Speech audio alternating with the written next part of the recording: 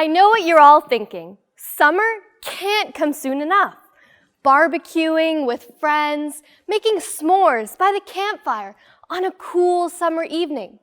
But what if I told you that delicious smell of smoldering s'mores or the enticing aroma of barbecue meat increases your chances of cancer?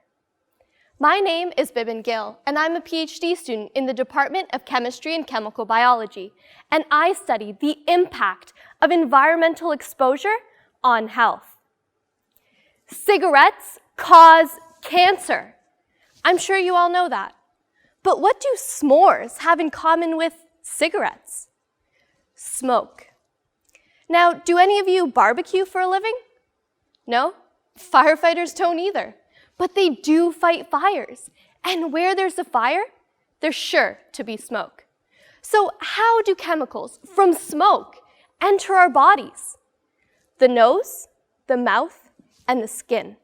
Once inside the body, we break chemicals down and remove them through our urine. We can think of it as a sponge. Eventually, we have to clean the sponge. So what do?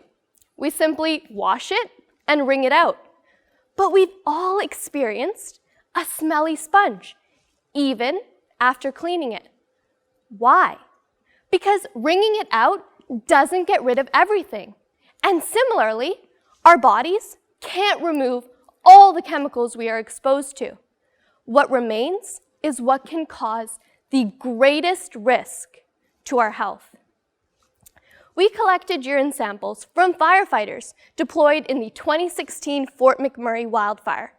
What did we find? Surprisingly, those exposed to the most smoke had their urine telling us a different story. Doesn't make any sense, right? This is where my research comes in. I'm developing an analytical method to test urine for both lifestyle and smoke exposure markers. My next step: collect samples from firefighters all across the city and use both questionnaires and urine to monitor overall health, medication use, and smoke exposure. I want to measure the interaction between apparent smoke exposure and our lifestyle choices. So this summer, when you're barbecuing or you hear the sound of sirens, keep that dirty sponge in mind. Thank you.